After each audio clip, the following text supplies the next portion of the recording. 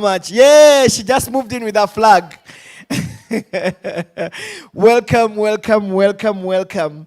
Can we welcome the delegates from Tanzania, our hosts? Whoa, good to have you. Asante sana. Thank you for hosting us. Can we welcome the delegates from Kenya? Yeah, where are you at? Muko wapi wa Kenya? Karibuni, karibuni tena. Welcome, welcome, welcome.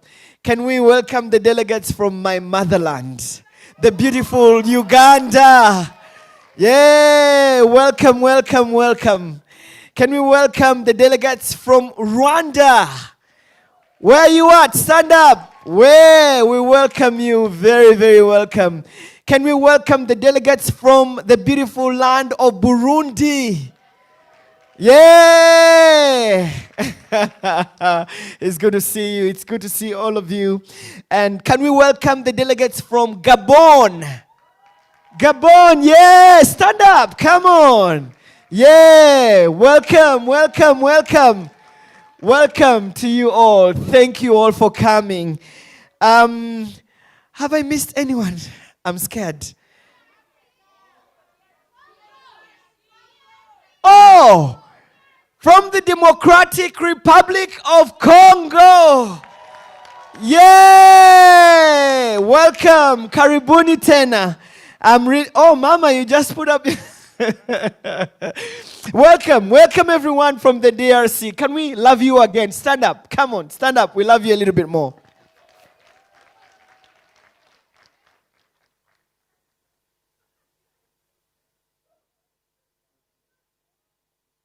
Cool. Thank you very much for all coming. We had a great, great session yesterday, and we are all here discussing the future of Africa. May I say this, that Africa is the future. The question is, are we ready to embrace the future? Are the young people of Africa ready? Yeah. Are we ready, Africa? That's good. And so I'll tell you a short story about my country, Uganda. We're one of the most enterprising country in the whole world. We start up businesses. And yesterday I had this little child who was here with us, and she was speaking that you don't need government to start up something very little. You can just start from your small garage, start up with a business. Do something about it, you know. I'm going to tell you something that saddens me. When I was coming from Uganda, we went through the Entebbe International Airport.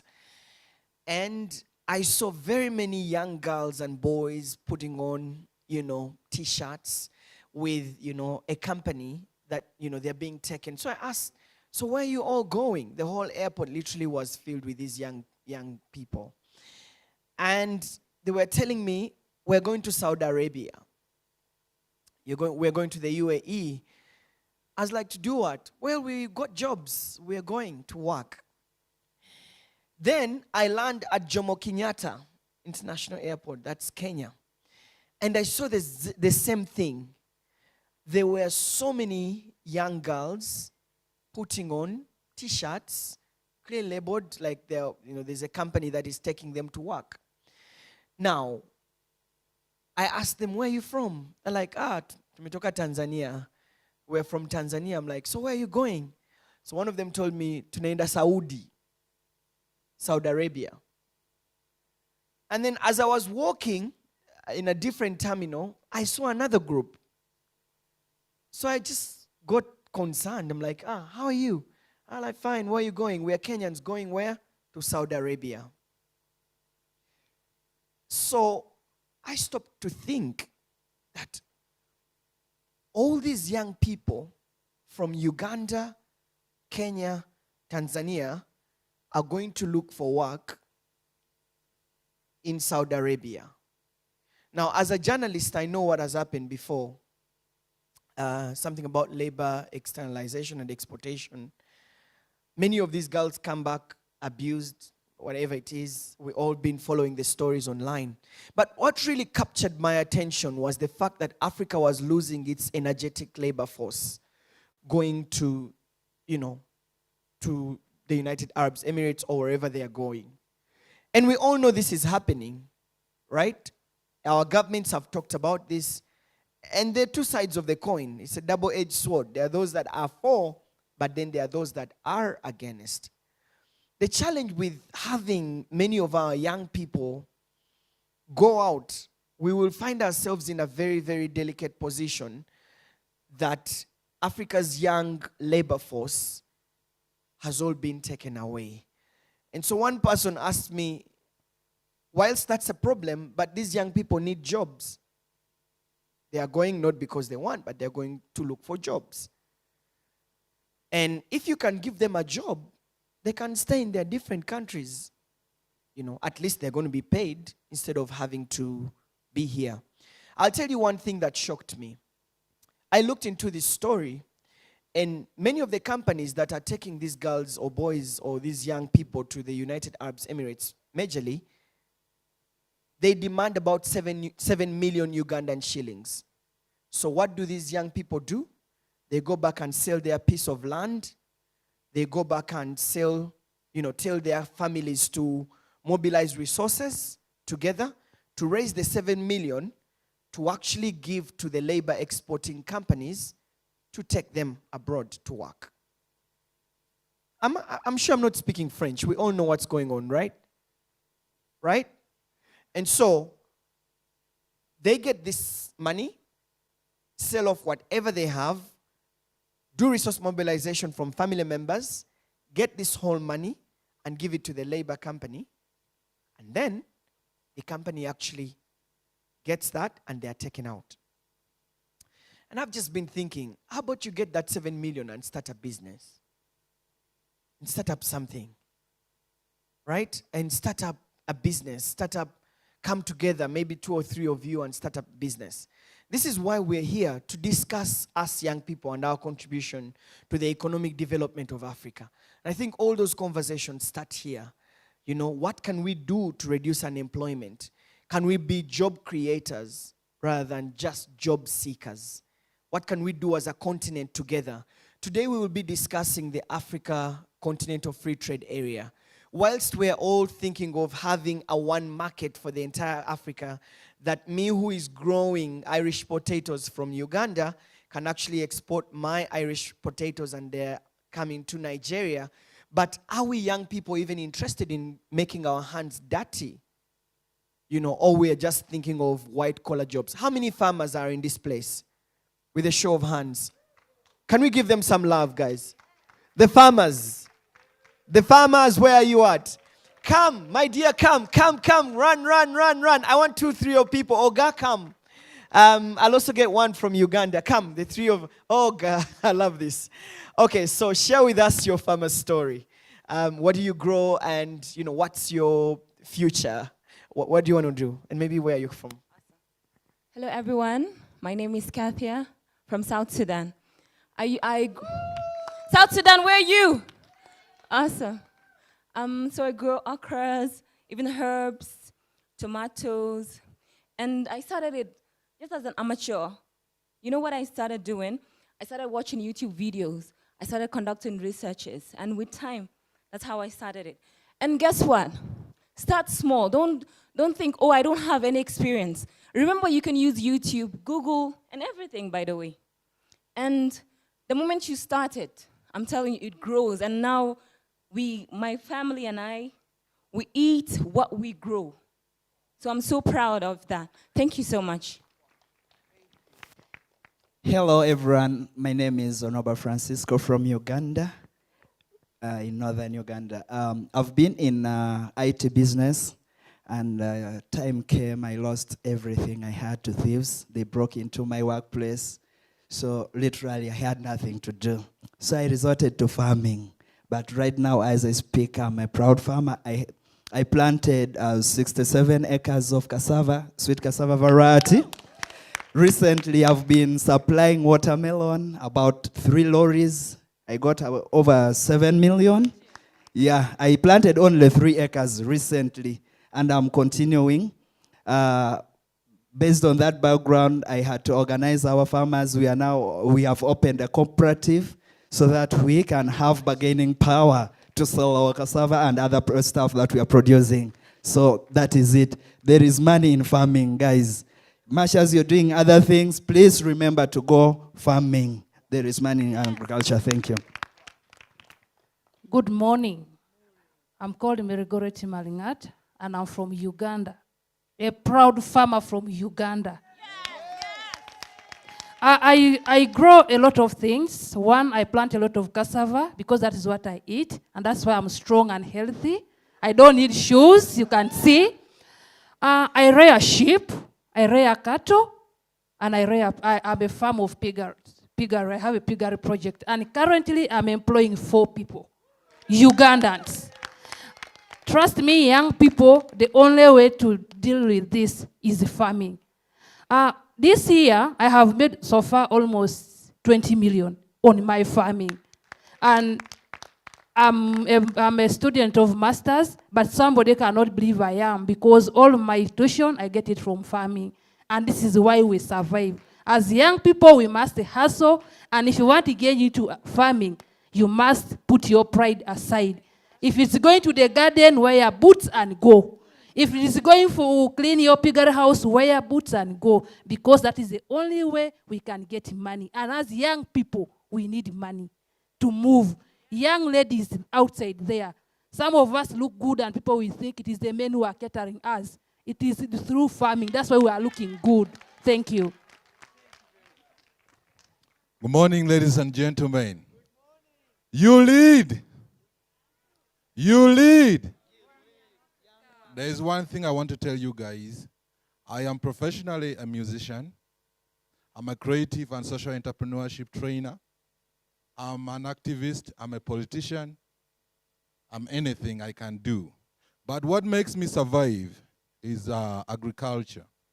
Before I live here, go onto your Facebook and look for what we call hip-hop agribusiness. I started music, and in Uganda, music industry, mostly in the central area, is much better because they have exposure to social media, like TV, radio, and other things.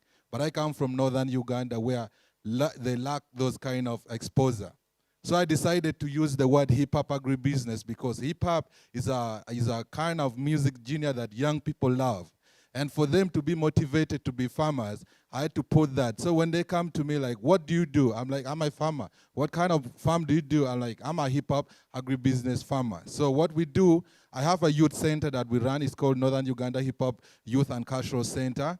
And we don't have funding from the government. We don't have funding from other organizations come to support us, little. But what we come like to sustain us, we get it from our farming. So in our farm we have citrus, that is oranges and mangoes that we have planted. We are also advocating for environment. So if you go through our page, you will find a lot of tree planting that we have done. We also do apiary because we look at nature like, for us pollination, we cannot do it without bees around us. So we do that, and the honey we harvest, we sell, and we support with our organization. I want to tell you one thing. Never leave your country because you think other countries are beautiful. Those countries are made by those people. I was supposed to be a US citizen, but I refused because I said, my home country lacks this kind of creative minds. And creative people are always taken away because they want them that side to develop and continue that side. But for us here also, we need it. So for me, I would die in my country, Uganda. Thank you. Oga? Thank you very much. Solomon, it's like you saw my notebook. So you pick on what I was thinking to talk about during my own session. But that's fine. Now, let me first of all give this salvo. Economic success, it is not an a la carte. It will not be served to anyone on a la carte. If you want to write it down and run with it. Economic success will not be served a la carte. How do I mean? I decided to go into farming with all my intellectual prowess, which of course is undeniable. It's undeniable. But however, and I'm also giving you another tips, the only business you can go into, whether you're a public figure or public official or otherwise, and nobody will trace you or probe you, is agriculture. So if you are in government and you are thinking because of ethics, because of so rule, they are going to come to you, please go into agriculture. Thank you. So I recap what I just said.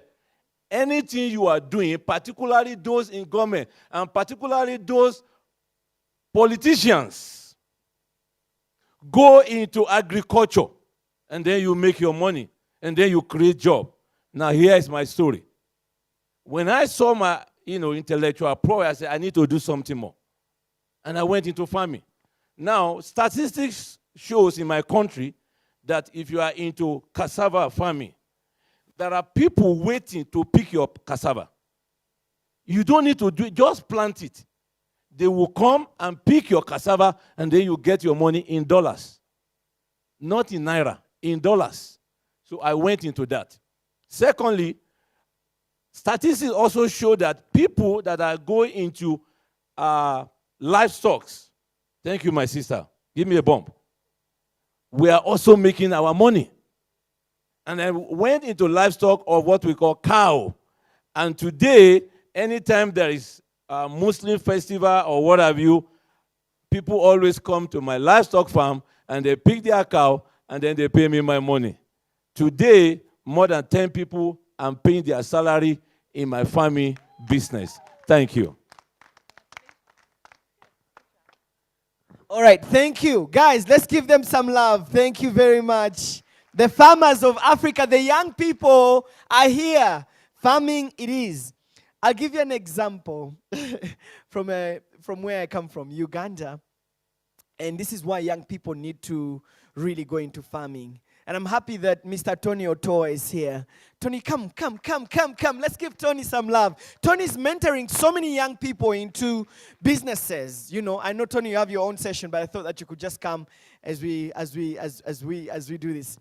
Tony has the Stanbic incubator for young people. He literally gets young people, incubates them into businesses, and he's also a farmer. Well, what am I supposed to say? Top of the morning, guys. Good morning. Youth lead, energy, please. Energy, youth lead. I think I'm going to have to take get some consultancy fee to get the cash, the phrase for youth lead. But good morning, guys, and thank you so much for allowing me to speak. Solomon is always hijacking me. This is quite embarrassing, even at an international level. But I'm excited to be here, and I'm glad that we're going to share a lot of stories about what we're doing in Uganda, what we're also doing in East Africa, the programs we're bringing to East Africa, including Tanzania and Kenya, and of course South Sudan. But I'm also excited that we are infusing the political story with the business story and the futuristic story. I'm excited that agriculture is one of those critical things that have been highlighted, and I'm glad that we have, had the small success stories, which are an example of what can be. And Solomon, I want to say in a great way, this is where the ideas of young people can begin snowballing. And as we go back home, we kind of infuse this in the way other young people think. Politics might be another solution out of anything, but business is a great solution out of almost everything. So thank you very much, Solomon, and I'm looking forward to the session. Thank you. Ladies and gentlemen, Tony Otoa, he didn't tell you, but he's quite a big man. He has the Stanbic incubator where he gets young people to think of businesses, they grow, and they become the next businesses. I was telling you about Uganda, and this, as we will be starting in a few minutes, we're just waiting for the arrival of of our guest of honor today, who will be stepping in just a few minutes. I'll tell you this. Uganda is going to be starting oil exploration, right? Oil, we're going to get oil out of the ground, and we think that it will push us into a middle income state. But the oil business, just like Tony knows, is very strict. And so they require a certain quality and quantity of supply. So we were thinking, who is going to feed the oil region? Who is going to feed the oil industry? They will require a certain, gram of tomato. How does it look like? you know, how heavy is the tomato? What the quality and quantity standards are quite high, right? And so the conversations with young people is, are we ready to supply the oil market, right? Have we organized ourselves into groups, for example, for those that are going to be growing tomatoes? And have you been trained to actually grow the quality of tomatoes that are required for the oil and gas sector? Otherwise, we're going to import tomatoes from South Africa, or, I mean, South Africa is fair enough because it's part of Africa, but think about, you know, importing tomatoes from Netherlands, right? And this is what is going to happen, right? And so I would encourage all the people, young people here, form groups, start farming. God gave us a beautiful land. You know, you just throw a bean outside and the next day it germinates. People are doing lab work to make beans grow elsewhere. So we can take advantage of the good climate that God gave us, as well as you know, the good soils that we have to grow all of us. And so, yes, I wanted to hear from young people, which is really quite cool. But today, we are also going to be launching the Arusha debates, and we'll be speaking to top entrepreneurs. Thank you. All right, guys. It's going to be a surprise, but yeah, it's already out anyway. The Arusha debates, the inaugural Arusha debates is going to be launched today at 2 p.m. We're going to speak to top entrepreneurs across Africa, and they will be giving us ideas on how we can, you know, incubate a business or start up something today. We'll speak to big names this afternoon. We'll speak to heads of states and representatives from different parts of Africa as we all discuss the one market that Africa is trying to build up to. And so, yes, as we continue, I'm super excited. But just to take you through the program today, we will be having different... do you still have your programs though? Okay, cool. So we'll officially start with, we'll start the day with Ivan Atuyambe to officially welcome us. Ivan, please be on standby. I will invite you here. After that, we will have remarks from different dignitaries. And then we're going to be launching the online matchmaking skills program, which is in partnership with GIZ and the East African community, how to get young people together.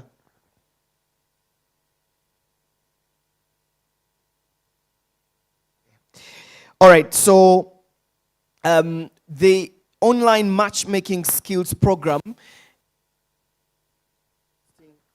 is another interesting program that we're going to be launching to you to know and understand. And it's quite interesting because East Africa and Africa indeed have come together to set up a platform where those that are into the IT world can upload their CVs and they connect them with the market, which is quite good. It has been work in progress for quite a while, and I'm happy that it's ready. I've been informed that by the ESC and GIZ that the matchmaking skills program is ready. This is where you upload your CV, so someone from Nigeria can actually see a contact from Kenya, and then they can come together to come up with solutions to African problems. And we have different people who also have already enrolled onto the program. So I just want to encourage you that after the launch, which we'll be sharing with you shortly, then we will ask you to all go onto that web portal, upload your CV and contacts and your expertise, and then somehow someone from the market will look you out. We're going to be launching it in all the East African countries. Then after that, we will expand it to the entire Africa as a whole. All right. The other element that I wanted to speak to is we will be getting different speakers, including Mr. Nick Nesbitt, who is the board chair, the East African Business Council. He will be speaking to us today. Ambassador Regine Hayes, the ambassador of Germany to Tanzania and to the East African community, will be coming through.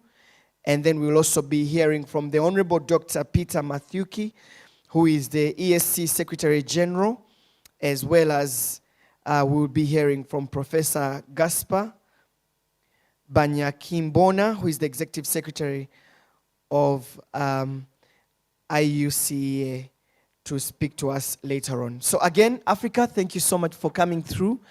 For the people who have just joined us, we want to say a special thank you to the online audience that is watching us from all over Africa, YouTube, as well as on Twitter.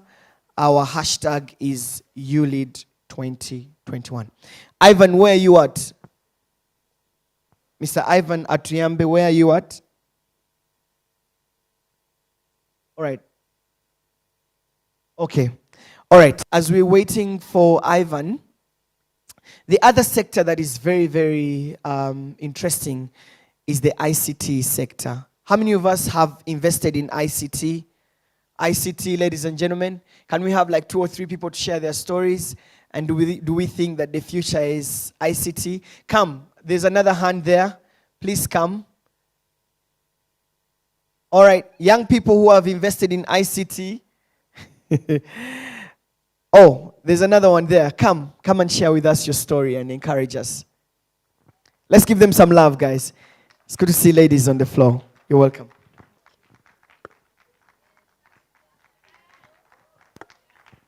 Good morning. My name is Claire Osoro from Kenya. I'm here courtesy of Emerging Leaders Foundation, but then I also run my own private business in tracking of motor vehicles, stock management system, and currently we're pushing for a new technology to track basically everything and anything. We were discussing this yesterday. We are advancing towards nanotechnology. And I would say this is definitely the future, not just agriculture, because IT or ICT actually connects all sectors into one, and you get to have visibility of anything and everything that you're doing without necessarily having to be on the ground. Like how Goreti in Uganda, from Uganda is here, but then she can see what's going on in her farm thanks to ICT, and that's where we're moving towards. Thank you. Thank you so much. My name is Gael Gisubizo. I am from Rwanda, and I have a social enterprise that works to empower women, but through a fun and a youth-friendly way. So we have a video game called Keza 3D Game that educates young people on sexual and reproductive health and gender issues, and it's the new normal way to learn, because the world is going digital, but also in a fun way where we're installing it in different schools. Young people can learn about this taboo-related topic that we have been facing to fight against teenage pregnancy in Africa. Thank you. Hi, young people. Can you give me a shout? Hello, young people. Yeah, I'm representing Coneta. My name is Richard, and Coneta is a local organization in South Sudan. Can South Sudan say, hey? Yeah, we are an ICT youth-led innovative organization, and we are making innovative hubs in South Sudan so that young people are given an opportunity to come up with new ideas in the ICT sector.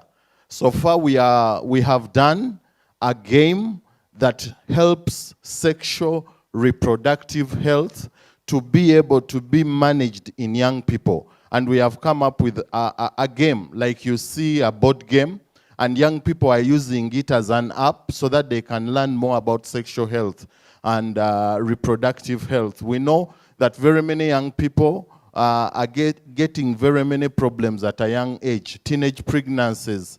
Many of them are getting issues with how they relate with one another.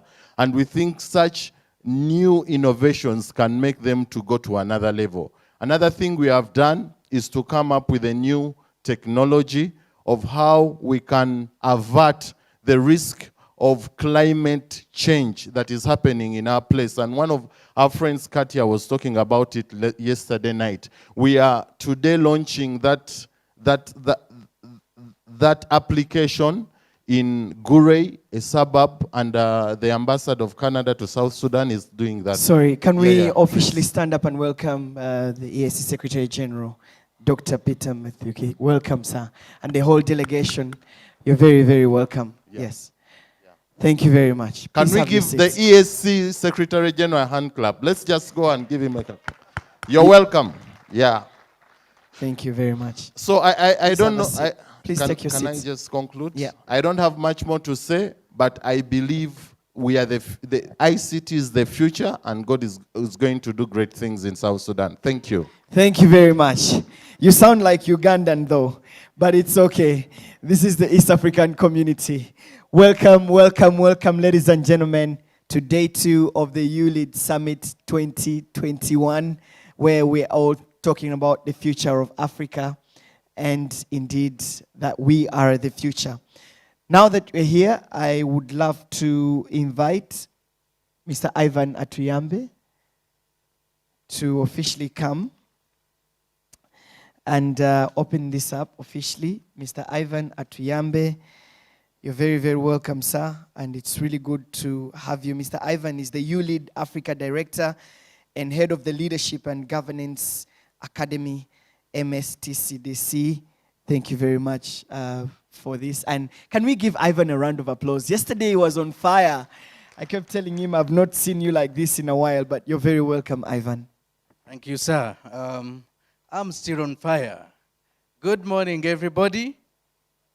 I think we have to did it again. So we say East Africa. Have you had breakfast? So let's did it again. East Africa. East Africa. And Africa. Move it. No, Africa has to be even louder. Africa. We move it. Okay. Good morning once again. And we are honored again. Yesterday was the Day of Youth Inclusion in Political Governance. Today is the Day of Youth Inclusion in Economic Governance. That's how our programs are pillared. Pillar 1, youth in business. Pillar 2, youth in politics. So today, we will be seeing the ideas, the solutions, and the gaps remaining for youth in Africa to create opportunities for themselves and others.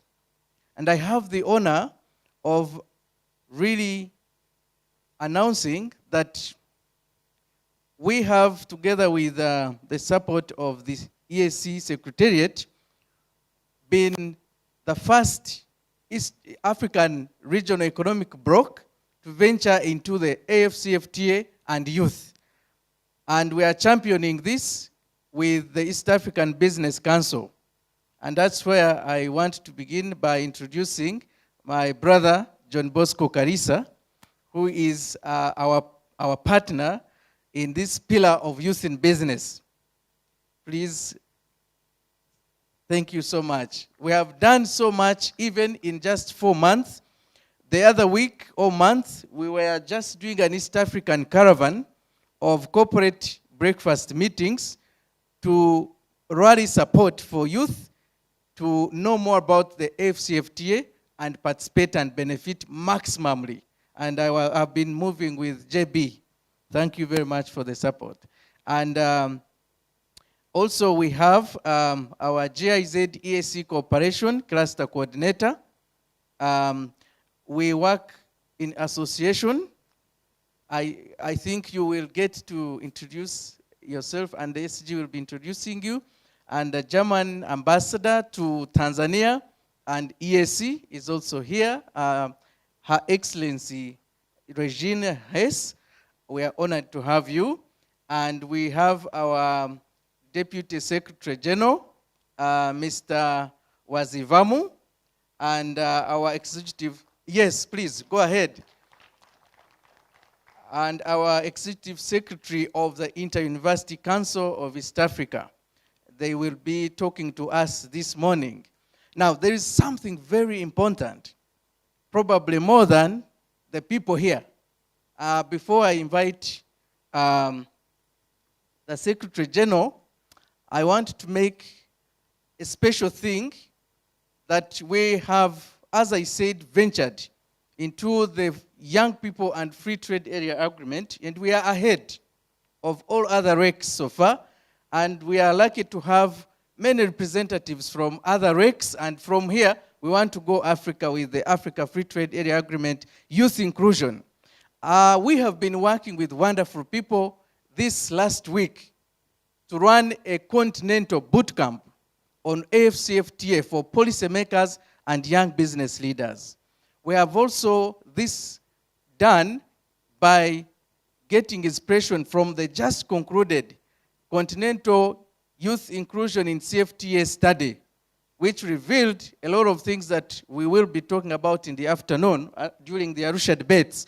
But for now, I would like to invite the faculty of the bootcamp and a team that has prepared something to share it in 1 minute, and then I will invite the Secretary General.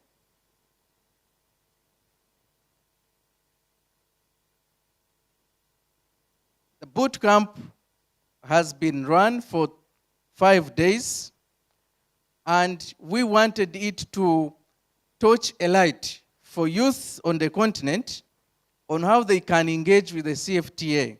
And we have come up with something as a beautiful outcome. I also know, before I forget, that we have wonderful high-level representatives of the AFCFTA Secretariat, particularly the Secretary General, Paul Okech, in case you are in the house. Paul, are you here? And Ms. Halima, the special advisor to the Secretary General, and someone else that I forget the name, but we have 3 representatives. Oh, yes, can you come? Can you come?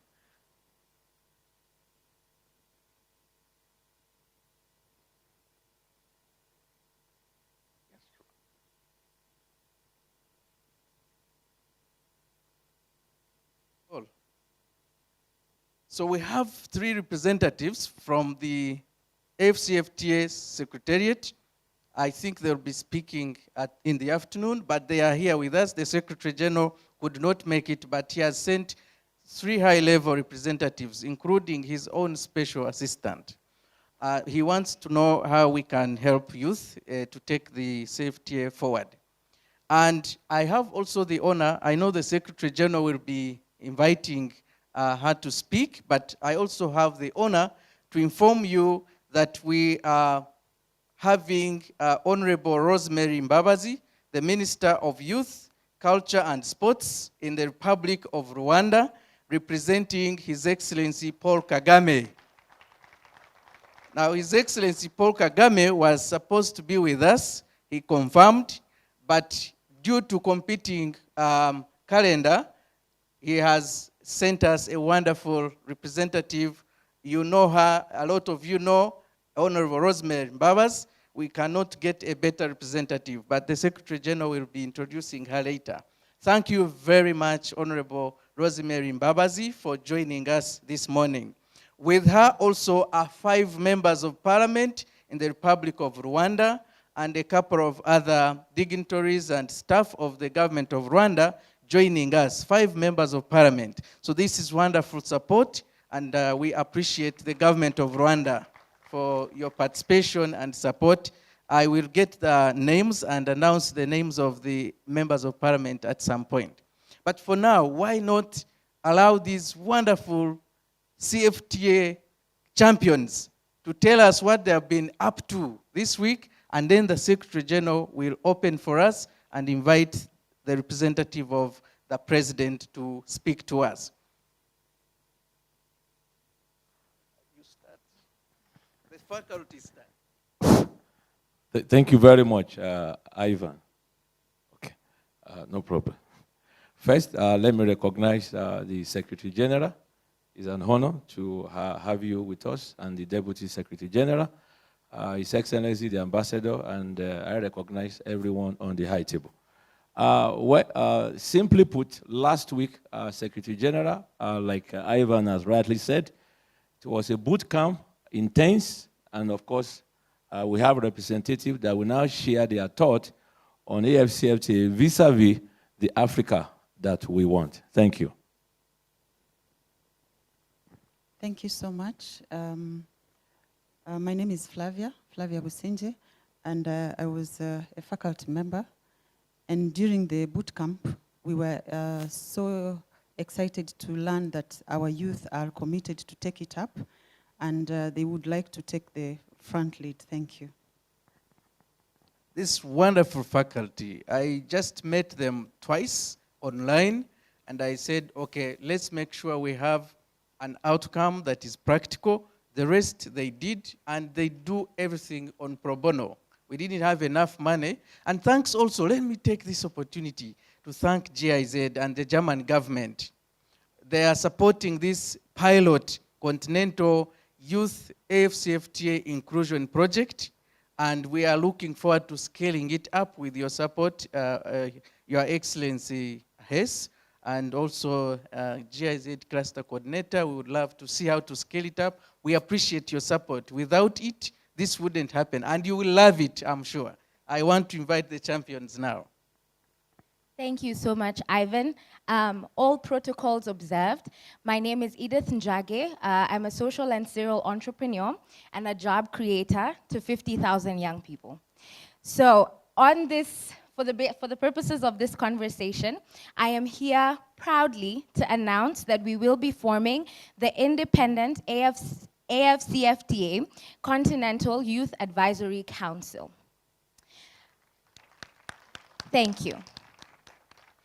If there are any other boot campers, my comrades, please stand up. If you're in the audience, kindly stand up, because this is about us.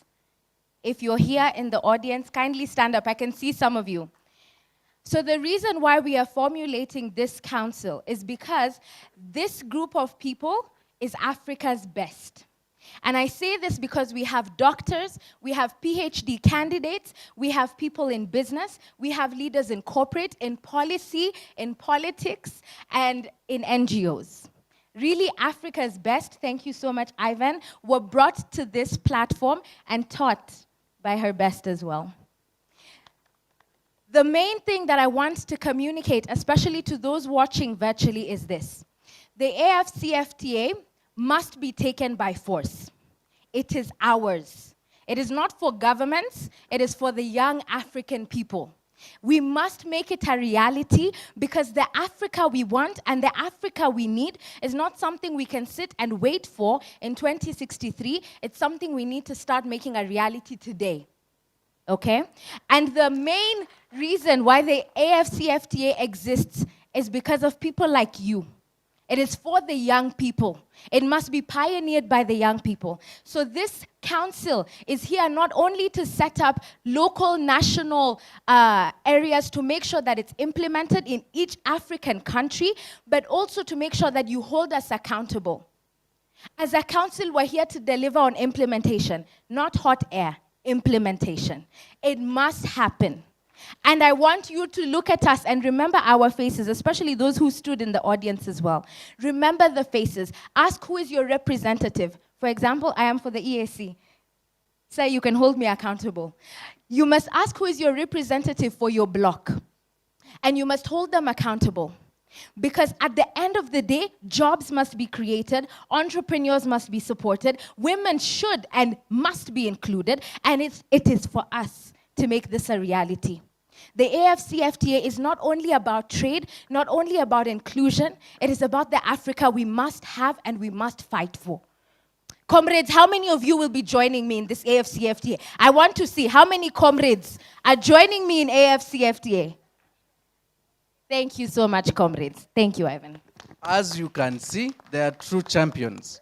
So we toiled around the whole week and thought, okay, something that is good and also official in a way that can help us to mobilize other young people around the AFCFTA. So the Independent Youth Advisory Council on AFCFTA Continental is the idea they have come up with as a structure, as an initiative for mobilizing youth across the continent. And as you heard, all African RECs are represented in the boot camp, so it's done. You may go and take your seats.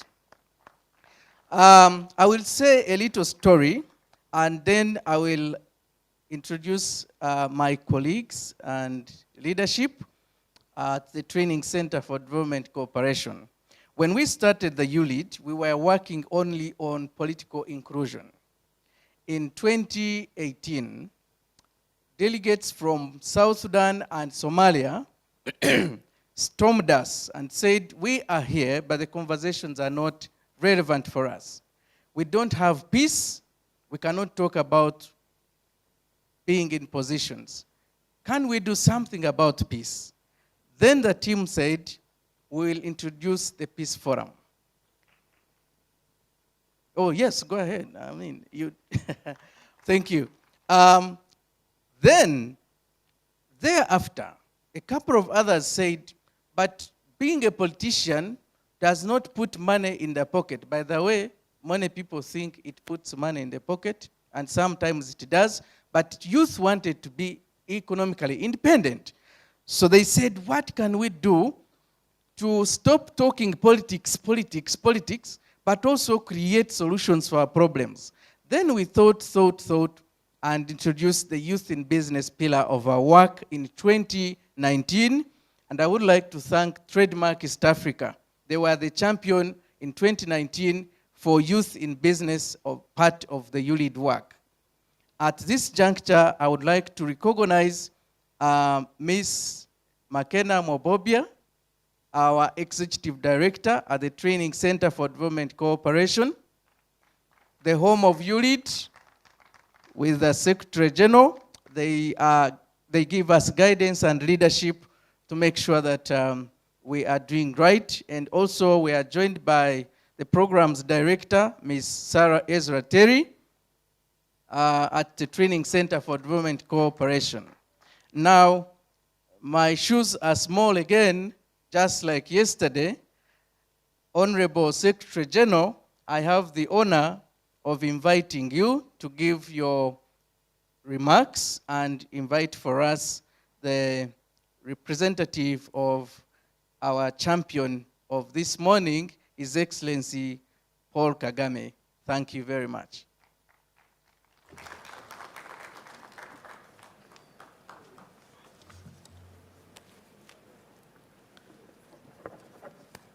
Thank you, Ivan. Let me start by saying a very good morning. You know, yesterday evening it was very exciting when we went for the is it night fire or yeah? Sorry? Fireside chat. It was so exciting and refreshing. I must appreciate that was it's quite innovative and quite engaging. And I want to thank you, the leadership of MSTCDC, for making it happen. But let me, due to this morning, want to appreciate the presence of Our Excellency Honorable Rosemary Babazi. I hope she can hear us. Can you hear us, please? If you can just confirm. Yes, I do. If you don't mind, we'll be happy to see your face. Since you are representing our own summit member, His Excellency President Paul Kagame, who is a champion of regional integration. Yes, there she is.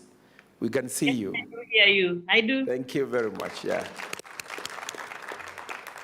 Thank you very much. Yes. So, Our Excellent Honorable Rosemary Babazi is representing His Excellency Paul Kagame, President of the Republic of Rwanda, who is a member of the summit of the EAC Heads of States, but also a champion of regional integration, not only in East Africa, but indeed in Africa. And therefore, for His Excellency to have delegated this huge responsibility to Honorable Rosemary Babazi, we want to congratulate you. Indeed, you are talking to the youth from East Africa, but indeed from across Africa. This morning, yesterday, we had a very active and nice engagement, and therefore today you'll be setting the stage yourself. But also appreciate those others in the house.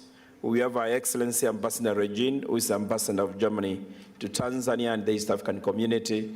She's here with us. We want to thank you very much, Your Excellency, for creating time. We have Godje, who is actually a very amazing lady, who is the cluster coordinator of GIZ in the East African community. We want to thank you very much, ma'am, for being here, but for the role that GIZ has been playing to support regional integration. And then we have John Bosco Kalisa. John Bosco Kalisa is the CEO, Executive Director of the East African Business Council, representing the chair of the council, Nick Nesbitt, who is the chair of the board. Thank you very much, John Bosco, for coming. We have my colleagues who are here. We have the Honorable Basvamo, Crystal Basvamo, who is the Deputy Secretary General. Thank you very much. And then we have the Executive Secretary of the Inter-University Council, Professor Gaspar, who is here with us. Thank you very much, Prof. Prof is also a former Minister of Education in the Republic of Burundi. So indeed, we have the best. Thank you very much, Prof. We have members of Parliament from partner states here with us who are attending physically in the house, but I'm told many others, of course, attending virtually. Thank you very much, honorable members from the national parliaments, for creating time. Indeed, I'm told we have a very huge group in the house from the Republic of South Sudan. Thank you very much. Well done. We encourage other partner states in the next Forus summits to have as many representatives, but also members of parliament who are attending online. I'm told their number from the Republic of Rwanda. Thank you very much for creating time to join.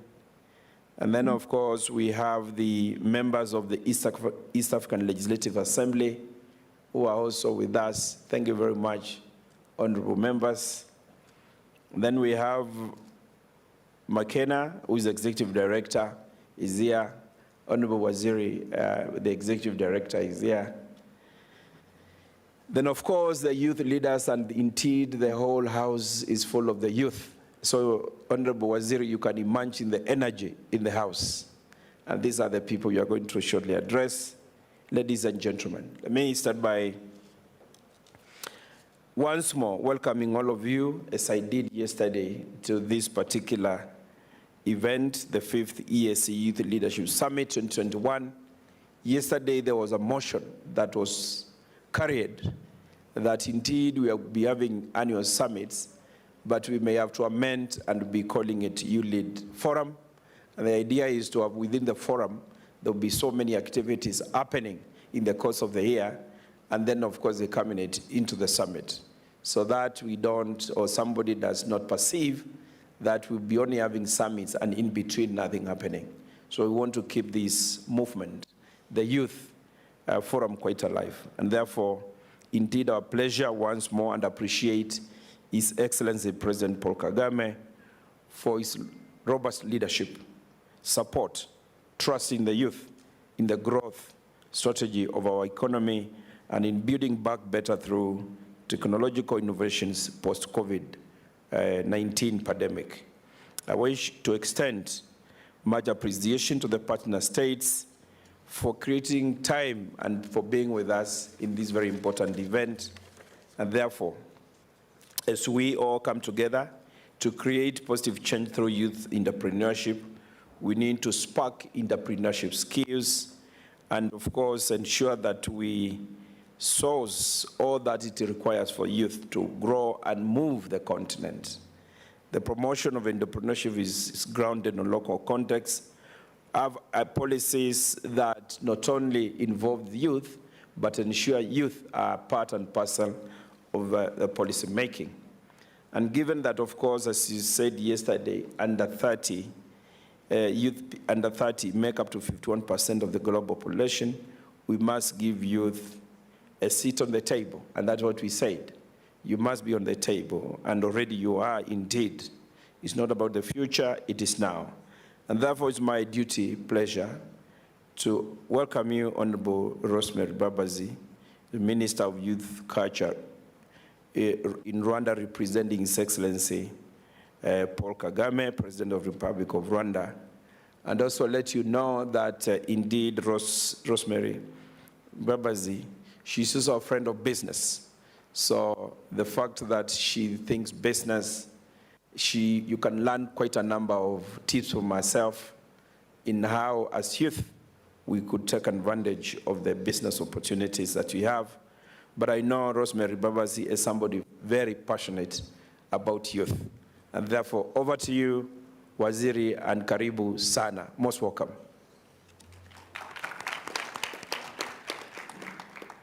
Asanteni. Thank you so much, Honorable Secretary General. Sorry, Waziri. You hear me? Do you hear me now? We can hear you properly. Okay, thank you so much. Apologies for that.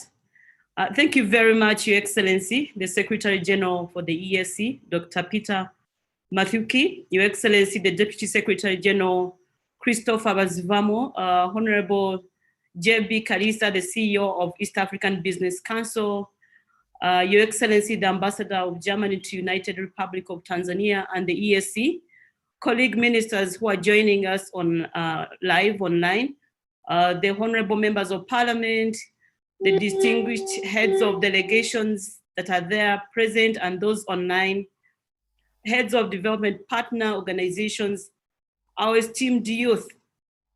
Good morning. Habari za asubuhi. I'm so honored to join you. I followed you this morning and I saw a lot of energy in the house. I was so motivated and I could see the vision that our leaders are setting is a reality because you are the testimony. Your Excellencies, I'm so honored, like the Secretary General mentioned earlier, to be delegated by His Excellency President Paul Kagame, the President of the Republic of Rwanda, who is a great friend of youth, who believes in youth and has high hopes and trust in the youth that you can drive our economies, that you can transform Africa. It is a great privilege to be part of this important youth event, and allow me to express his deepest appreciation to you. He's so proud of you, of what you're doing, particularly YouLead and the youth present there, but also at the continental level. I wish also to convey his appreciation to the organizers of this important forum for hosting this event at this critical time of COVID-19 that has highly affected diverse sectors of our lives and economy. As we discuss today's topic, the role of youth in driving African economic integration agenda under FCFTA, it is very critical to highlight that Africa, being a youthful continent, young people are instrumental when it comes to the achievement of sustainable development goals for each and every country.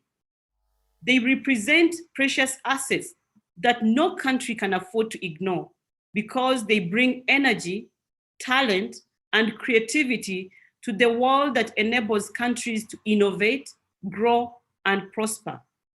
This implies the capital role of young people in the implementation of the Africa Continental Free Trade Area, the AFCFTA, the strategic framework for delivering on Africa's goal for inclusive and sustainable development. First and foremost, as leaders, I believe everyone in the house today, of course, you are all leaders at different levels. We have a responsibility to create and offer a conducive environment for youth to tap into FCFTA opportunities and take the lead, as the Africa we want is in their hands. Like most of the people always quote, almost 60% of Africa's population is under the age of 25, and 19 of the world's 20 youngest countries in Africa.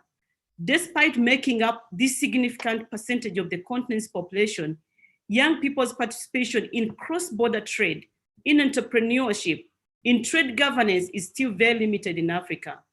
This youthful population can be harnessed to achieve Africa's sustainable development.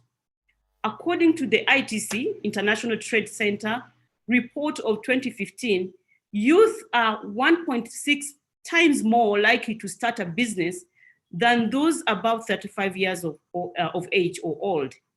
However, young entrepreneurs in Africa still continue to face a wide range of bottlenecks that constrain their capacity to participate and benefit in international trade.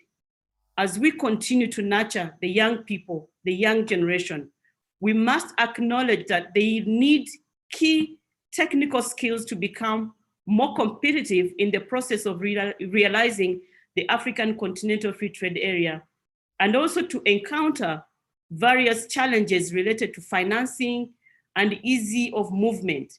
In curbing this, African governments, we governments, and our development partners, we must continue to mentor our youth, create that environment that is conducive, develop policies and programs that enable them to position them to drive the FCFTA and African development in general.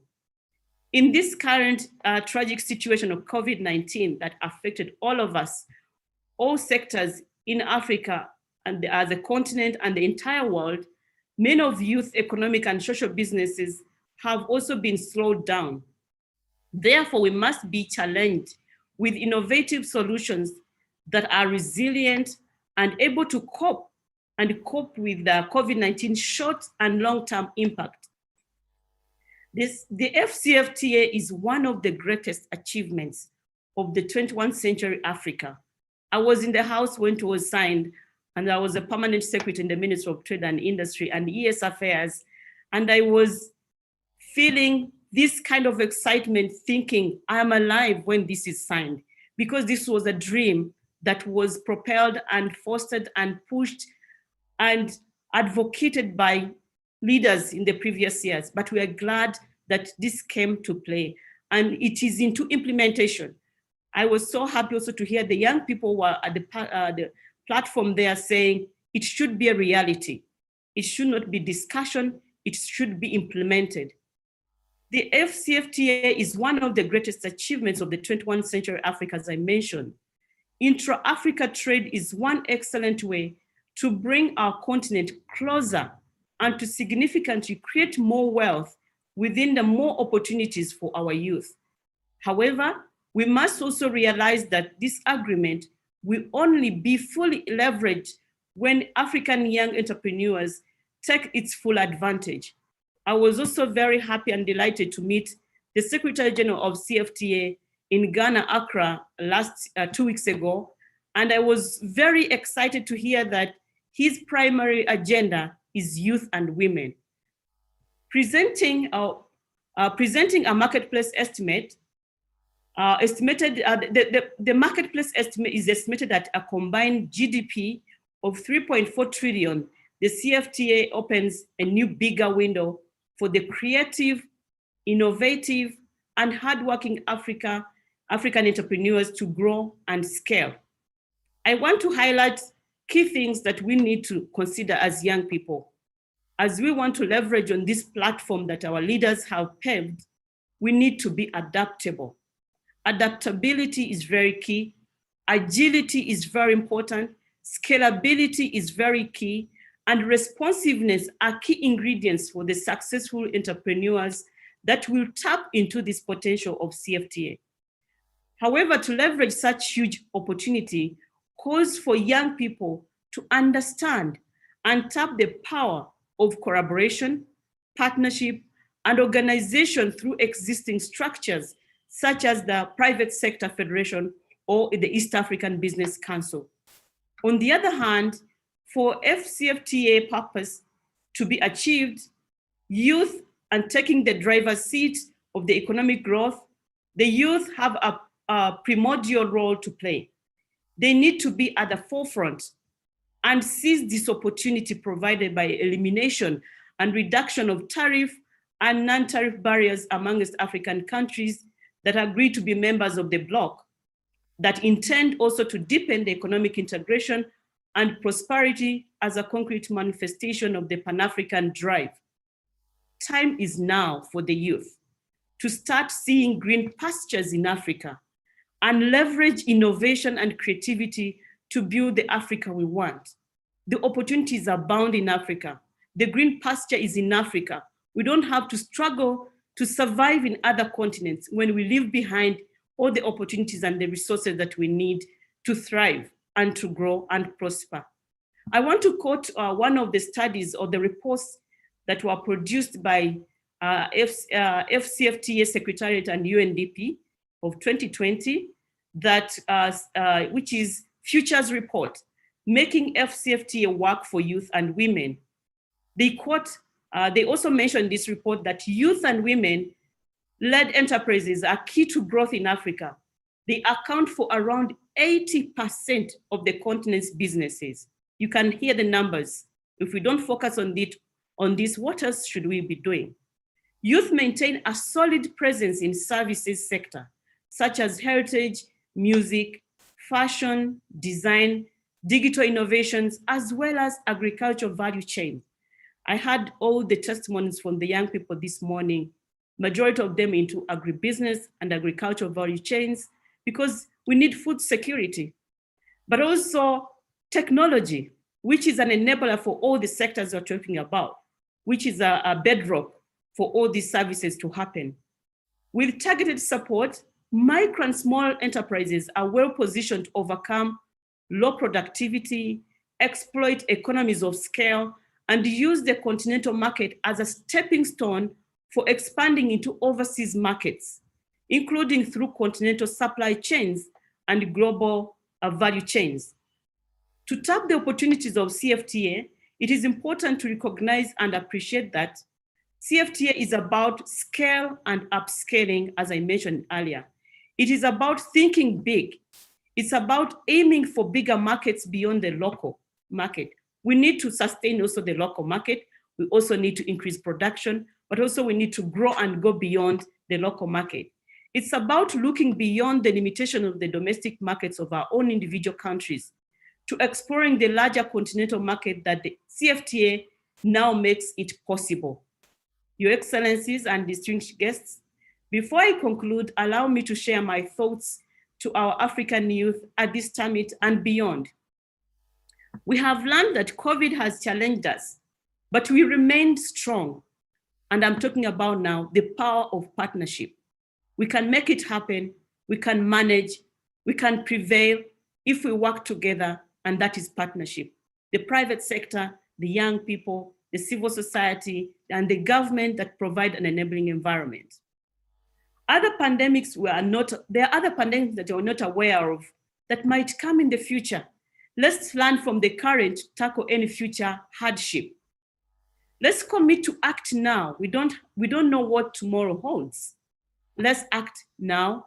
Let's do what we can today. Let's do what we can today. You don't have to solve all the problems of the world. Concentrate on what you can do. Identify what you're good at and focus on that, because there are many problems and everyone is destined to solve a specific problem.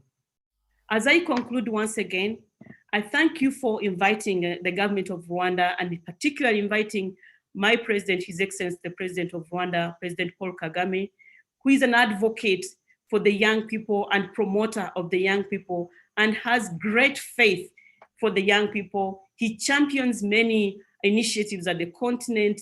Just to mention a few, the Youth Connect that is now coordinated in 24 African countries, the Generation Unlimited, where he's a global champion. He's also a champion of ICT, transformational agenda of ICT, which is an enabler for all these sectors, but also for governance is a great champion, as well as women empowerment. As I conclude, I want to thank you very much for organizing this event. We pledge our continued support to YouLead as an organization. I met the leader of YouLead in Rwanda. I was impressed by his aspirations and leadership and where he wants to take this platform. And we continue a very strong partner to YouLead, but also other youth organizations and entrepreneurs. And we look forward to supporting the young entrepreneurs who are ready to venture and cross the borders and trade. I wish you a great day and impactful summit. I thank you very much, also the Secretary General, for supporting these young people. I can see a lot of energy in the house because there's political will and there's political support. I thank you very much. Have a great day. Asanteni. Murakoze cyane. Wow, Waziri, I think, again, this is another deal today, this morning. We all, let's come together to appreciate Honorable Rosemary Babazi for that very powerful, passionate speech that she's done on behalf of His Excellency President Paul Kagame. Let's all appreciate President. Thank you very much. Indeed, a very powerful and strong message: agility, adaptability, flexibility, resilience. And time is now. She's saying the power of partnerships. And that is the same message we got from His Excellency yesterday. Focus on what you can be able to do. You may not do everything. Focus on what you can be able to do, and with that, we all can make a difference in the world. Your Excellency, Honorable Rosemary Babazi, you have done it. We can say, and from the mood, I'm assessing the mood in the House, as a messenger of His Excellency, you've done it 100%. Well done. And I want to thank you for indeed creating time to be with us. So thank you very much, and indeed I hand over back to Evan, but also pass our regards to His Excellency, President Paul Kagame, and we are happy for his presence, his guidance all the time at the community, and particularly when talking and speaking to the young people. Thank you very much. Thank you very much, Secretary General. Thank you once again, Honorable Rosemary Babazi. And as she has mentioned, we just met recently, and she gave us, myself and the Youth Ambassadors Platform representative in Rwanda, 2 hours of discussion around the youth agenda and what the government of Rwanda is ready and willing to do to support the work of the East African community and our center within the platform of YouLead to take youth forward. I also would like to take this opportunity to let you know that we were joined both yesterday by 5 members of parliament from the Republic of Rwanda. Their names were Honorable Ernest Kamanzi, Member of Parliament for Youth, and Honorable Clarice Imani Iriho, and also were joined by Honorable Ninzeimana Pai, as well as Honorable Habiyareme Christine, and also the Executive Secretary of the National Youth Council of Rwanda was with us yesterday, but was unable to contribute to the Under 40 Political Leaders Forum due to technical challenges. Also, the members of parliament, while we are online, they are not able to contribute. At that time, we had a few challenges, but that's how much the government of Rwanda is committed to the agenda of youth, and we deeply appreciate. I think now I would like to invite Solomon to take us to the next session. Once again, thank you very much, Honorable Mbabas, for blessing and gracing our occasion, and we appreciate His Excellency Paul Kagame for his commitment and presence for the youth all the time. Thank you.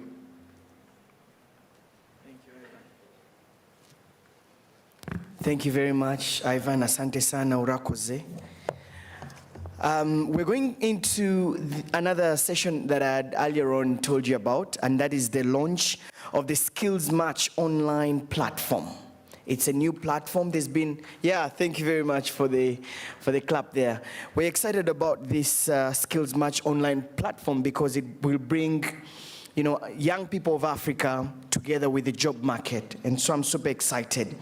But for us to start this off, we want to start off with the remarks from Professor Gaspard Banyakimbona, who is the Executive Secretary of the IUCA, to come and give his opening remarks on the Skills Match program, to tell us a little bit more about what it is before we officially launch it. You're very welcome, Professor Gaspard.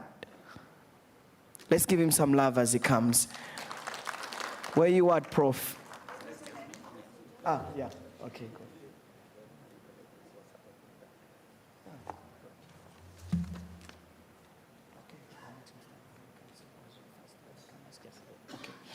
Just a small clarification with the program. We'll start with Miss Godje Boalok, who is the ESC Cluster Coordinator for GIZ, to come and give her opening remarks on the launch of the Skills Match online platform. You're very welcome.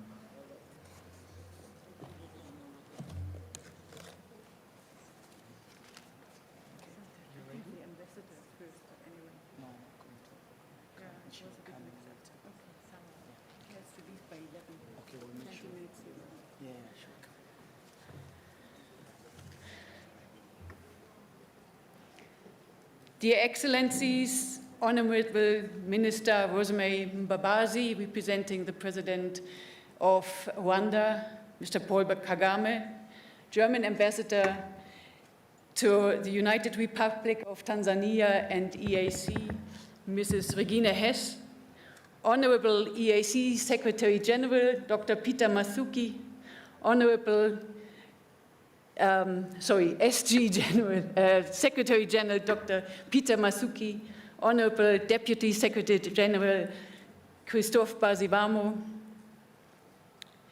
IUCE Executive Secretary Professor Jaspar Banyankimbona, CEO of the East African Business Council, Mr. John Bosco Kalisa, distinguished guests online and here with us, dear youth leaders and delegates, ladies and gentlemen, all protocols observed. It is an honor to give these remarks in the Skills Match launch ceremony after the speeches of the Excellencies, together with my dear colleague, Professor Jaspar Banyankimbona. And first of all, I would like to congratulate YouLead for organizing such an impressive event and thank the organizers for hosting the launch ceremony. I was here a bit earlier this morning, and it was great to feel and to see the energy and the spirit in this hall, which you bring to this hall, to Arusha. And I would like just to share with you, I'm in Africa since over 20 years. I work for international corporation in Kenya, long-term, in Tanzania, in South Africa, and I started my professional career in Zambia, working and contributing to a youth program. So I'm very happy to see as well that it's not only bringing youth from East Africa to Arusha, but also from beyond. Muli Bwanji to Zambia, very warm welcome and happy to see you all here. What will be unveiled in the next few minutes is a Skills Match platform. It is a result of the EAC project, Digital Skills for an Innovative East African Industry, the so-called D-Skills at East Africa program.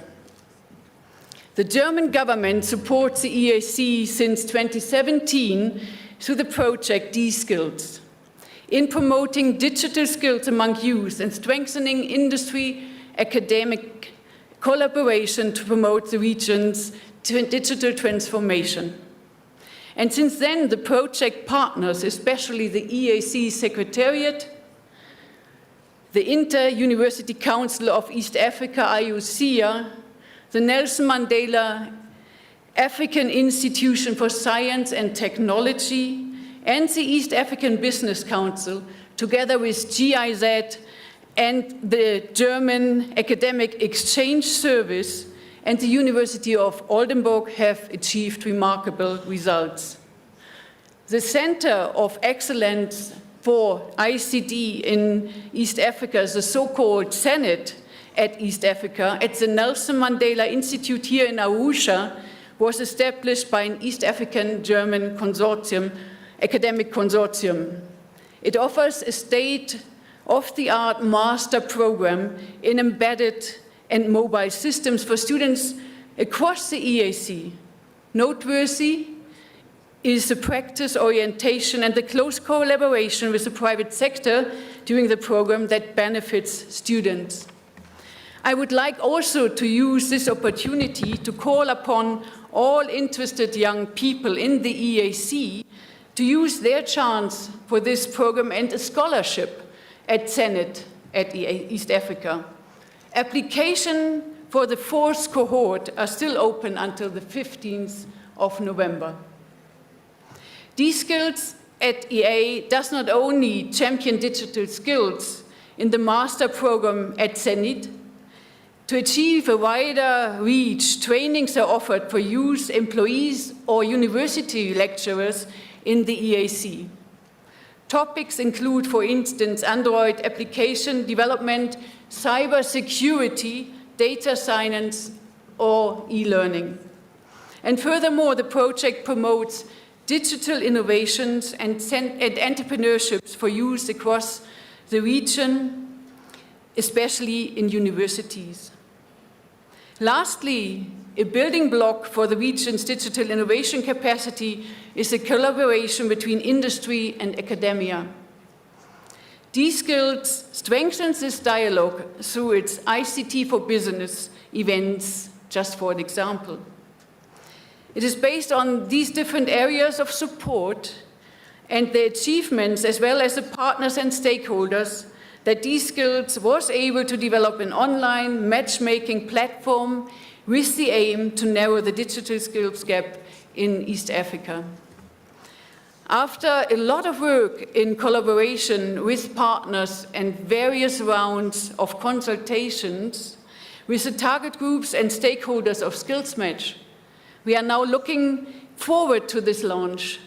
It marks another milestone of our very good collaboration. And with these few remarks, I would like to hand over to my colleague, Professor Jasper, who will give you further details on Skills Match and what it will do for the East African community region. Asanteni sana, I wish you all successful deliberations and fruitful discussions at this summit. Thank you very much. Before we invite Professor Gaspard, we would like to have some remarks from the East African Business Council CEO and the German ambassador, just briefly, and then we receive Professor, and thank you very much, Cluster Coordinator, for the preamble. JB, karibu.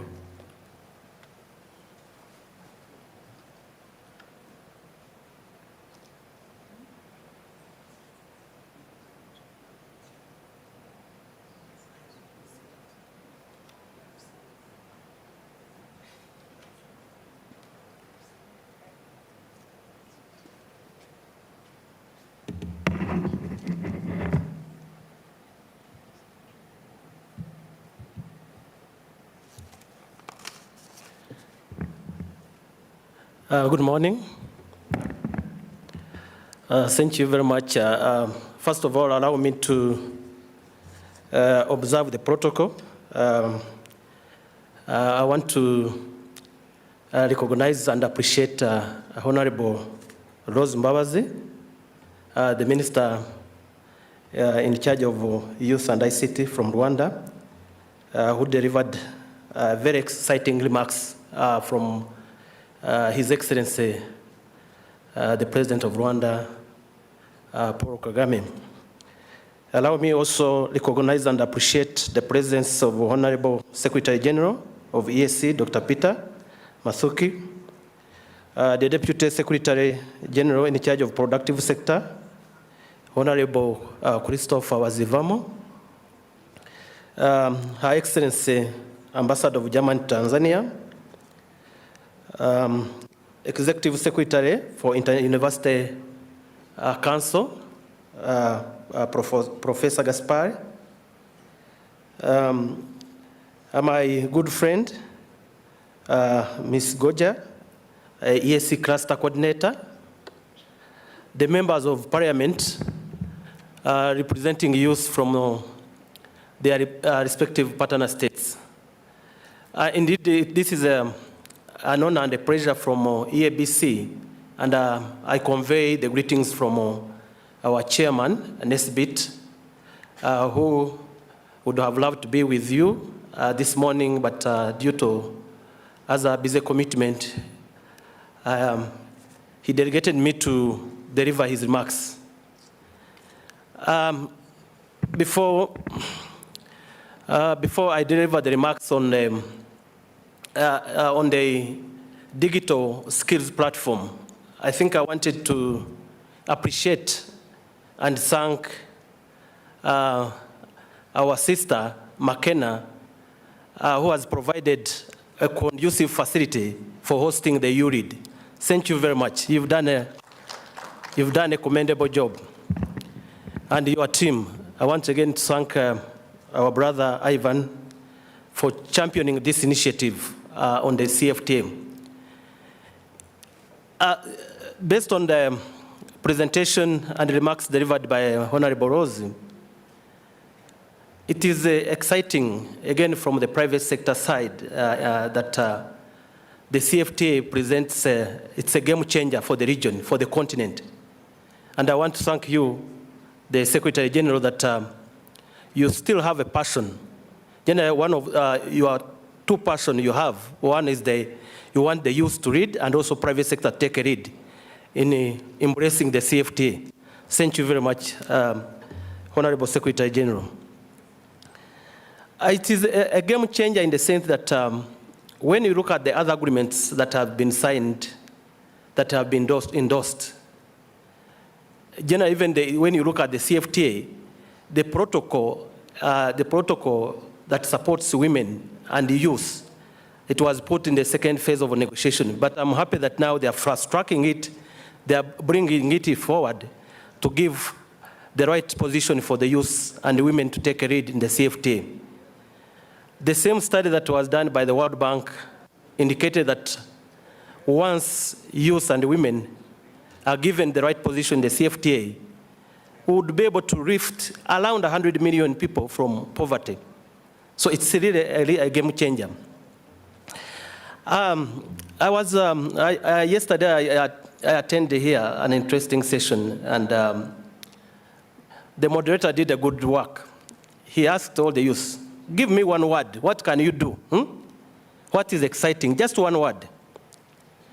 And there were many exciting proposals they were making. But all the proposals, one thing that lacked is the confidence building. And I want to encourage the youth here that be confident in whatever you're doing. You will make a change in this world. You will make a change in the Africa you want, the Africa 2063. Confidence building is a bedrock for the youth to make a significant contribution and a significant change in our region. It is, again, exciting that we are here as EABC. We've partnered with YouLead, and we've been working with Inter-University Council, with the professor, in attempting to address some of the issues. There was a study done by McKinsey and the PwC in 2019, and they surveyed 500 companies globally. They did that survey and asked the CEOs of all those companies and asked them, what prevents you from innovation, from being creative? And 79% indicated that we lack the requisite skills. Our youth, our education institution, they are not providing the required skills. So I think that is an opportunity. It's a challenge, but at the same time, it's an opportunity. It's an opportunity in the sense that we are now in the right place where EABC is working with University Council. We are working with GIZ in terms of bridging that gap.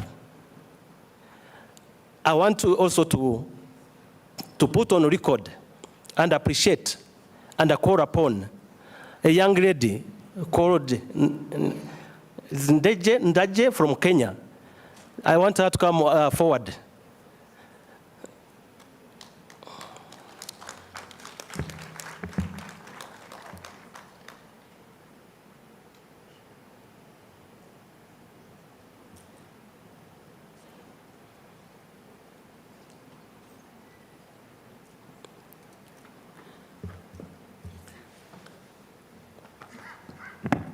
Thank you. This young, before I took up this position, I was working with an organization called Trademark East Africa. And Ivan Moses contacted me. They say, I want you to be our mentor, to support us, because you have passion about youth. So I was on the same panel with this young lady. It was very exciting what this young lady is doing. Her company has created 50,000 jobs for the young men, young women. Generally, during I opened the boot camp, she mentioned that she has grown her portfolio to $1 billion US. Imagine a young girl like this one. So we can make a change. We can make a significant change. And this is a role model. And I want to work with her, with EABC, to be our ambassador in terms of business, promoting youth in business at the continental level. Thank you very much. And this is the spirit, this is the passion. We can make a change when we work together. Thank you. Thank you. So the hands, let me say that the political will is there, the commitment, Honorable Minister mentioned about it. The CFTA was signed in Kigali 2018. When you look at the level of ratification from the ESC, general ESC were still leading in terms of ratification. Out of 6 countries, 5 already have ratified the instrument. We are soon commencing trading. This is an opportunity for the youth. I will call upon my brothers from the Republic of South Sudan also to fast track their ratification so that all 6 partner states have ratified the CFTA so that we can take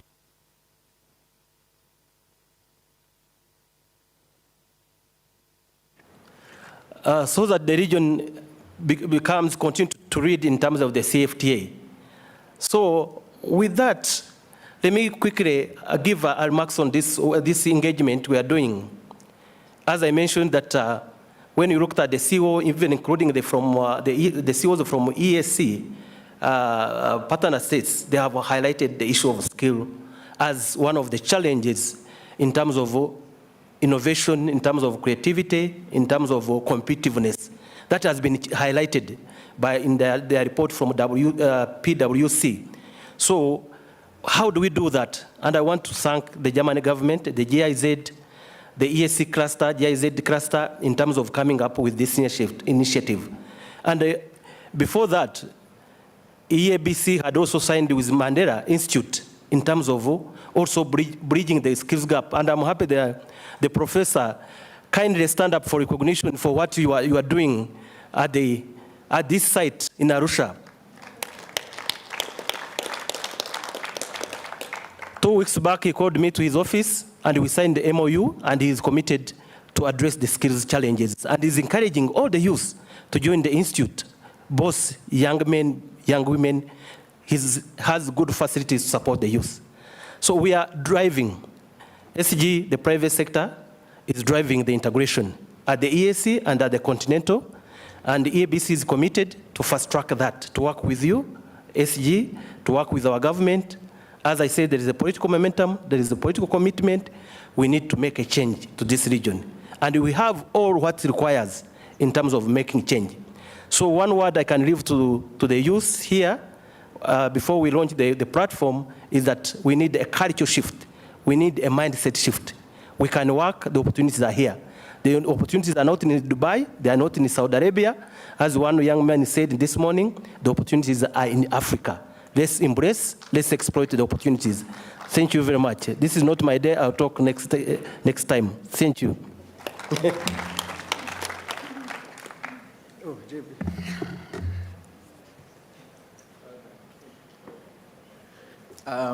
So we have the honor of receiving some words of welcome and official remarks from Her Excellency Regine Hess, the German Ambassador to Tanzania and ESC. You're welcome.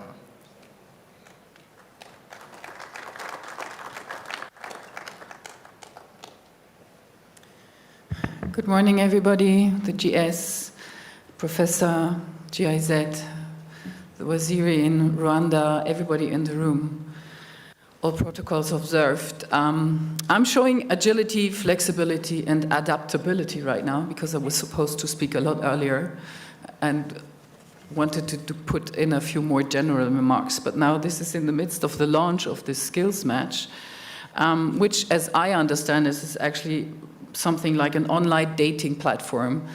I like it if things are more concrete and less like flu. So an online dating platform for somebody who has digital skills and a company who looks for them. You get to know more about it a little later.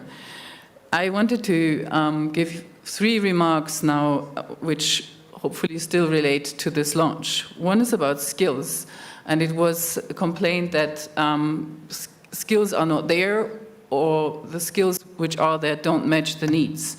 And I think that's one of the major problems to develop economies and to develop potential of the youth worldwide.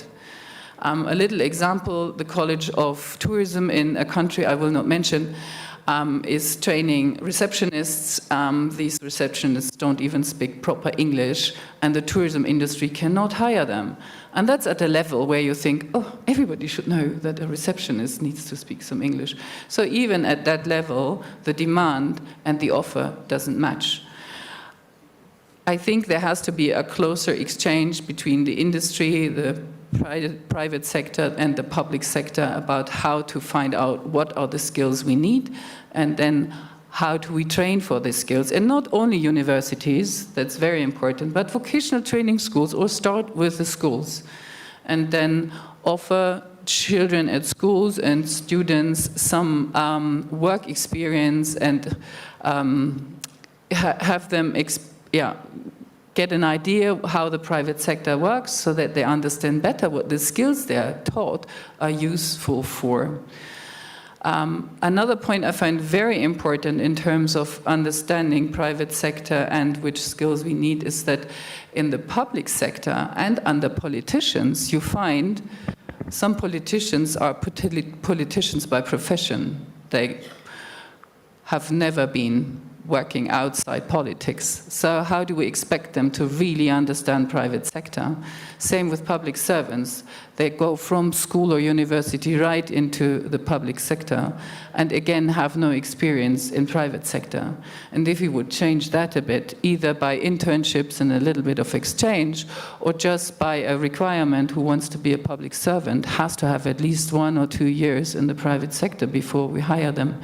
Same with politicians, encourage them to really experience the private sector and then become politicians. So this is something I think is a recommendation I can give to everybody in the whole world, but now I'm here, so I give it to people in Africa, in East Africa.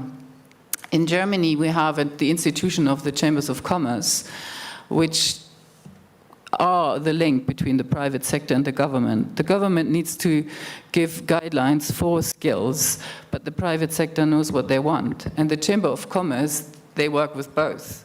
And so they develop the skills. We used to have car mechanics as apprenticeship in Germany, but that's a long time ago because we realized there's so much electronics in the car that the car mechanic can't do the job anymore. So they developed the new profession, which is called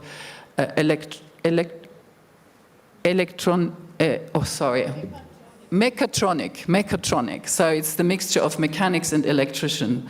And so the Chamber of Commerce has designed that. They have found out that's the demand, and then they were talking to the schools and what to develop the offer.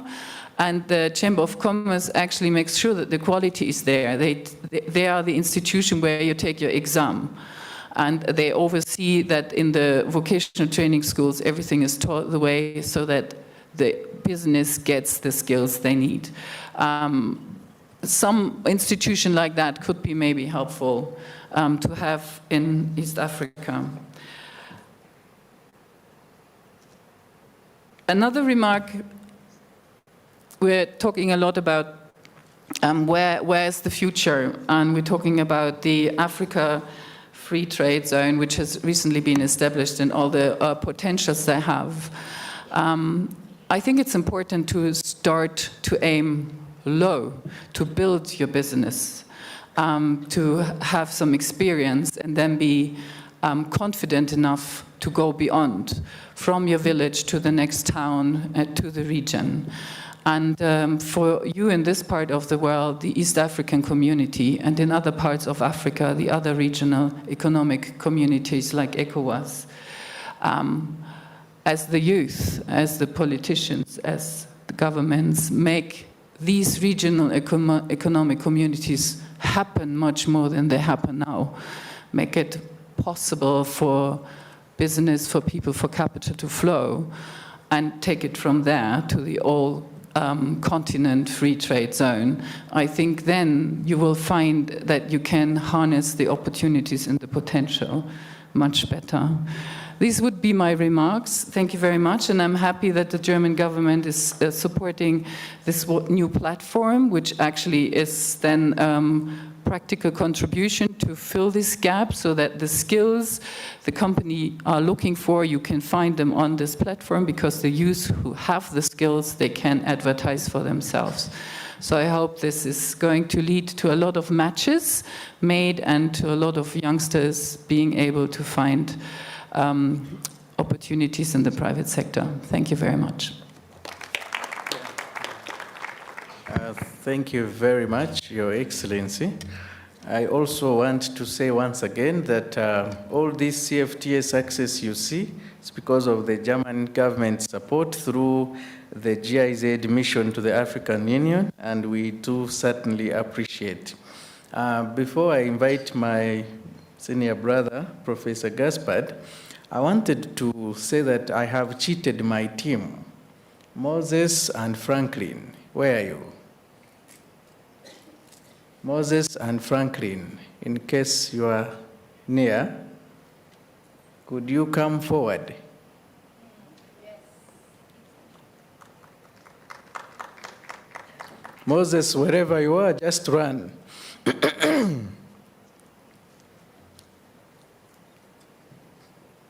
Moses Kanyesije is our Youth and Business Coordinator.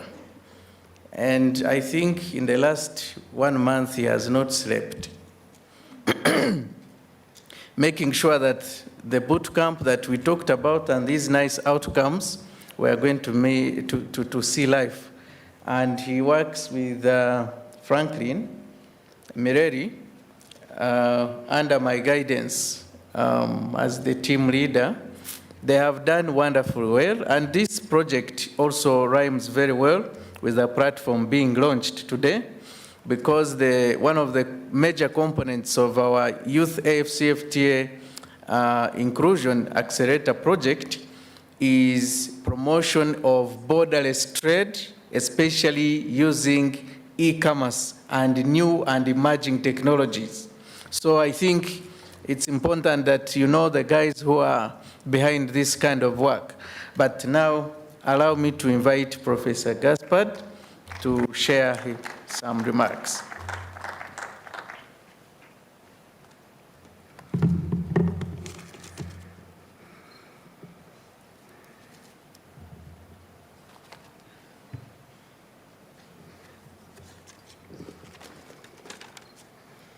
Thank you very much, moderator.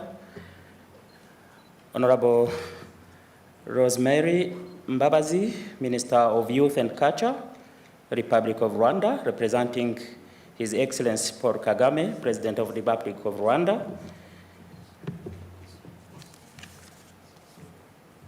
Honorable Secretary General, Dr. Peter Mathuki, Deputy Secretary General, Honorable Christopher Bazivamo, Your Excellency, Regin Hess, Ambassador of Germany to the United Republic of Tanzania and East African Community,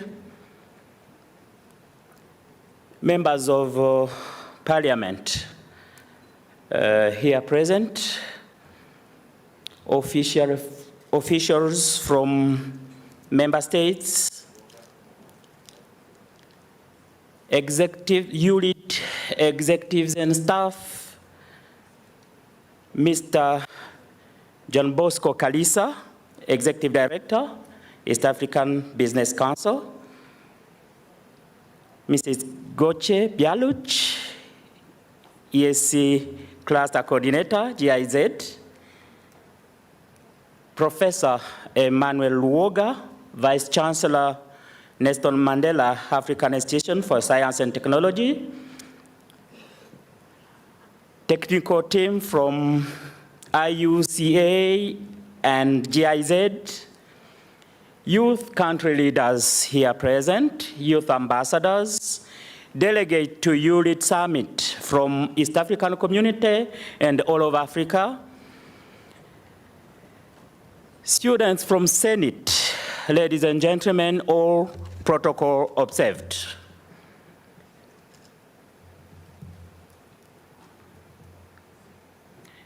Thank you to each and every one of you for being here with us today. As Inter-University Council for East Africa, we are greatly honored to see this launch of the Skills Match platform happening today at the YouLead Summit. And it is my truly honor that I'm given the opportunity to address this audience.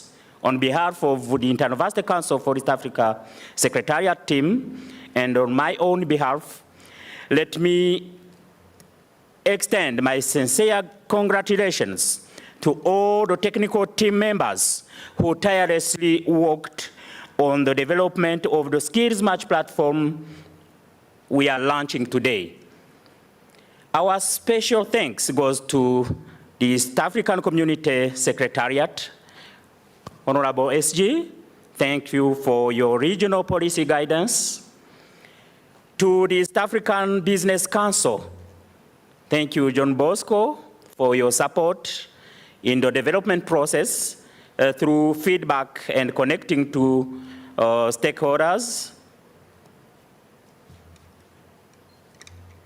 especially private sector and national business associations. Thanks to GIZ for the support in the development process from the concept, financial support, and the contracting of the IT developer. Thanks to the East African Communication Organization, to the ESC Youth Ambassadors Platform, to the Germany Academic Exchange Service, DAAD, for the support to the development through feedback and the consultation, and also connecting to the relevant organizations and stakeholders. And last but not least, thanks for the Nelson Mandela African Institution for Science and Technology in IUCA member university based here in Arusha for hosting the whole digital skills and innovative, for an innovative East African industry program. Honorable SG, the online matchmaking platform Skills is an initiative of the regional project Digital Skill for an Innovative East African Industry of the East African Community in a collaboration with the German government, which is coordinated by IUCA. Thanks to the government of Germany. A skills match is aiming to bridge the digital skills gap in East African community by providing an easy-to-use virtual matchmaking mechanism supported by artificial intelligence. It will match young professionals, such as students or graduates in the East African community, with business that require digital talents for the application and development of digital applications. Inter-University Council for East Africa coordinated the initiative to operationalize this online platform from its inception to the current stage by connecting with students, academia, and public and private sector. Several partners and stakeholders were with us in this journey, and we take this opportunity to recognize their contributions. Honorable Secretary General, how does Skills Match operate? Skills Match target young professionals, as I said, especially students and graduates, for jobs and internship opportunities. Companies, institutions will submit profiles of what kind of skills they require for their businesses in different positions.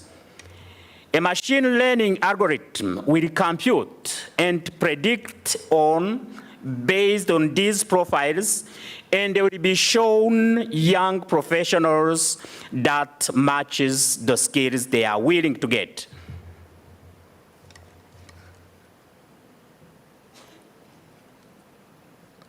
Additional matching function, including mentoring, that is company innovator, or research project company university will be included. This platform is integrated with LinkedIn, which gives an easy way to register, and it gives a unique opportunity to the citizen of the East African community to have skills available at central point of access. The company has then the option to initiate the conversation with the prospectus candidate through the chat function within the platform for ease of communication. Privacy and safety have been taken into account, and from the developer, we are informed that the system is designed to be in accordance with international data protection, especially the European Union's data protection regulations. And I'm confident that the launch of the platform will brighten the future of our youth and bridge the skills gap. And I call upon the graduates, youth, and business companies to use this platform. Honorable SG, as the Inter-University Council for East Africa, we are ready to fill the skills gap.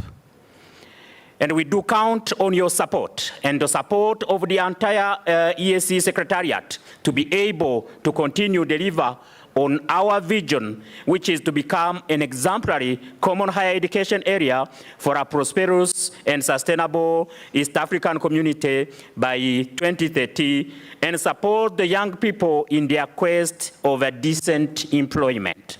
And as I conclude, allow me to thank all the partners and stakeholders to our different projects and the program. Thank you for your attention.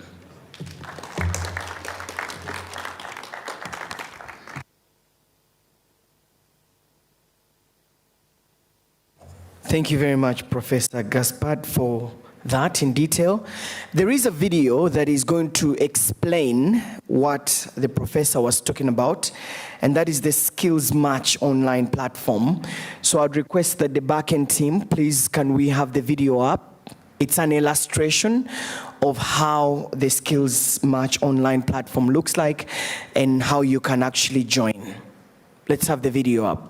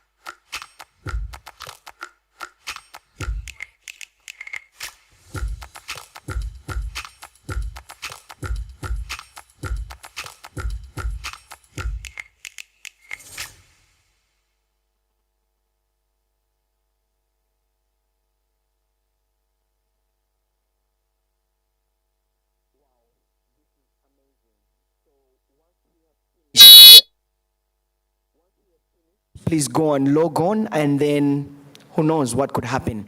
We're now going for the official launch of the Skills Match online platform. I would ask our high table to please move to the front.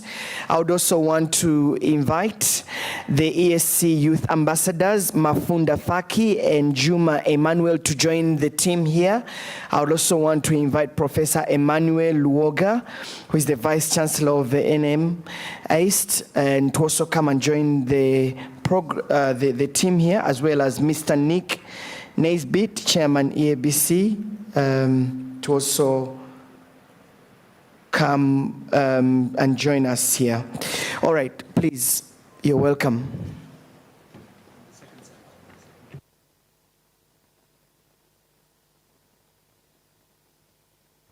All right, we will also invite a delegation from the Senate at ESC students to also come. Please, you can join us, as well as Mr. John Bosco, of course, certainly.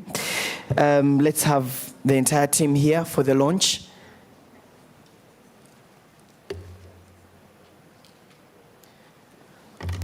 All right, so the backend team, we have a countdown for the launch. Please, can we have the video countdown? And then we'll have the ambassador and Dr. Mathuki to just unveil that after the countdown, right? All right, let's have the countdown, please.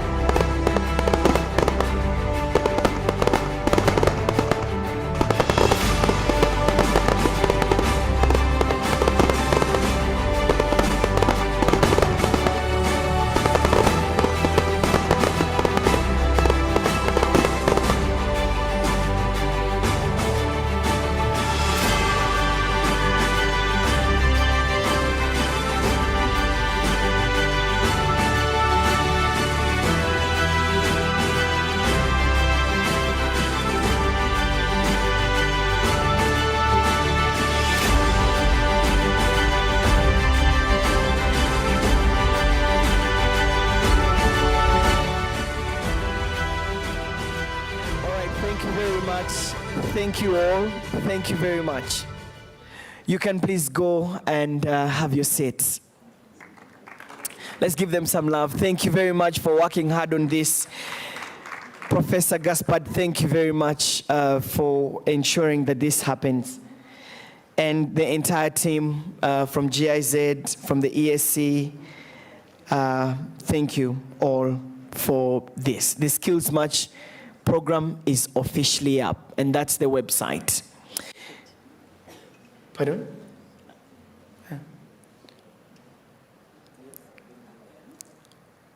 Oh, all right. I think, can we help Professor with this, please? Thank you. Thank you very much. Ivan.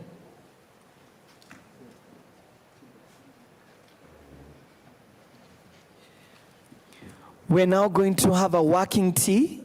So we'll go for a break. There are different serving tables around. Grab yourself a cup of coffee, and then let's come back in the next 10-15 minutes to continue with the program. Thank you very much. Enjoy your tea, please.